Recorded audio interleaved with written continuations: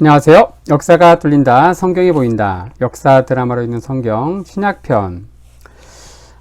저희들이 사도행전 중심으로 신약 성경을 연대기 순으로 정리하고 있는데 이제 사도행전 본문은 다 마쳤고요. 그 이후에 벌어진 로마의 죄수의 몸으로 와서 2년간 이제 감옥에 갇혀 있는 상태에서 쓰여진 4개 옥중 서신, 그리고 풀려난 62년부터 64년까지 자유의 몸이 되었을 때 쓰여진 3개의 목회 서신에 대해서 간략히 살펴보았습니다.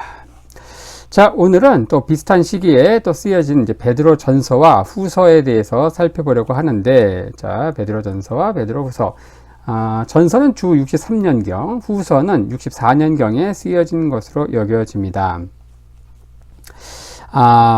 바울은 이제 60년부터 62년까지 로마 감옥에 갇혀 있은 이후에 이제 풀려납니다. 무죄 석방되고, 바울이 로마를 떠난 직후, 62년에 떠난 직후, 베드로가 수도 로마에 방문하는데, 이건 2차 방문입니다. 1차 방문은 대략 55년에서 60년 그 사이, 그러니까 바울이 도착하기 전에 베드로가 먼저 왔죠. 그래서 또 그 다음에 이제 바울이 오고, 또 바울이 떠난 이후에 베드로가 오고, 그러니까 로마에서 당시 대사도였던 베드로와 바울의 동선이 겹친 적은 없는 것으로 여겨지는데, 1차 방문 때 베드로는 마가와 동행을 하게 되고, 또 베드로 떠나고 이제 마가가 로마에 남아서 마가복음을 기록했다, 뭐 그렇게 학자들은 이야기하죠. 요 2차 방문은 대략 바울이 62년에 떠난 이후 그 이듬해인 63년경 인 것으로 여겨지고요. 이때 소아시아 서북부 지방에 위치한 교회들에게 보내는 편지를 하나 씁니다. 자, 그게 바로 이 베드로 전서이죠. 자, 함께 택하심을 입은 바벨론의 교회가 너희에게 문안한다. 이 편지를 쓸 당시 베드로는 로마에 있었고, 여기서 얘기하는 바벨론의 교회라는 것은 당시 제국의 심장부였던 바벨론 교회, 여기는 이제 로마 교회를 이제 의미한다고 할 수 있습니다.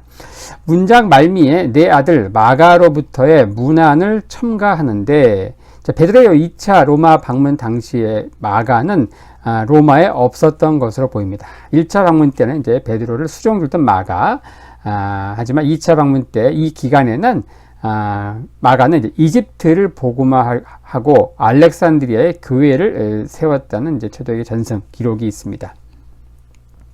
베드로는 이제 이 베드로 전서에서 곧 그리스도인들에게 닥칠 불같은 시험에 대해서 예고하고 있는데, 이것이 현실로 나타나는 데는 그리 오랜 시간이 걸리지 않았습니다. 이 서신이 쓰여진 게 주 63년, 그리고 또 네로 황제의 기독교 대박해가 시작되는 게 그 이듬해인 64년이니까 베드로가 거의 뭐 예언자 수준인 것 같아요. 그리고 1년 후에 기독교 대박해가 일어난다. 이 베드로 전서는 이제 기독교에 대한 반감이 점차 증대되고 기독교 대박해가 일어나기 직전인 주 63년경에 쓰여졌다고 볼 수 있고요. 주 63년경, 그러니까 즉 대박해가 일어나기 이전으로 보는 것은 본서신에서 등장하는 이제 정부에 대한 어떤 가르침 때문입니다. 만약에 악명 높은 피해 학살 이후, 그러니까 박해 이후에 이 서신이 쓰여졌다고 하면은 그 어떤 저자라고 해도 정부에 순복하라고 가르치기는 어려웠을 것이다. 대박해 기간에 쓰여진 요한계시록, 대박해 이후에 쓰여진 그 요한계시록 같은 경우 정부에 대한 가르침이 이 베드로 전서와 상당히 다르죠. 피해, 굶주린 음녀, 뭐 이런 식으로 표현하고 있는 것을 볼 수 있죠. 자, 임박한 환란에 대해 베드로는 예고하면서 그리스도인들에게 용기를 주고, 또 예수님이 언젠가 다시 재림하실 것이기 때문에 우리에게는 소망이 있다고, 이 소망을 굳게 붙잡고 곧 닥칠 시련, 박해를 이겨내자고 이야기합니다. 그래서 이 베드로는 소망의 사도다, 이렇게 이야기하죠.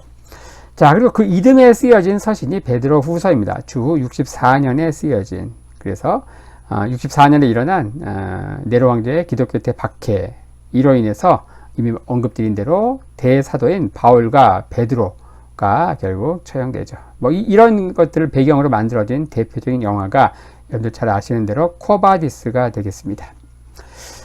베드로는 이제 그 처형되기 직전에 결국 언도를 받고 처형되기 직전에 이 서신을 쓰게 되는데, 첫 번째 서신, 즉 전서에서 베드로는 교회 밖에서 오는 박해를 어떻게 이겨내야 하는지를 가르치고 있다면은, 두 번째 서신이 후서에서는 교회 안에서 예수님과 그의 재림에 대해 잘못 가르치는 사람들에 대해서 경고하고 있습니다. 그러니까 처형 직전에 어떤 유언적인 성격을 갖고 있는 이 베드로 후서와 동일하게 바울 서신 가운데 동일한 성격을 갖고 있는 게 바로 디모데 후서다.